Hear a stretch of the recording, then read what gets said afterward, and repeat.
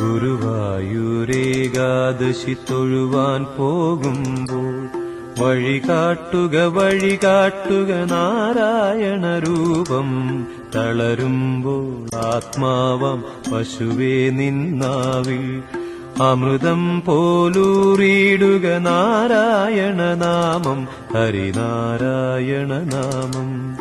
ഗുരുവായൂരേകാദശി തൊഴുവാൻ പോകുമ്പോൾ വഴികാട്ടുക നാരായണ രൂപം. തളരുമ്പോൾ ആത്മാവാം പശുവേ നിന്നാവിൽ അമൃതം പോലൂറിയിടുക നാരായണ നാമം, ഹരിനാരായണ നാമം.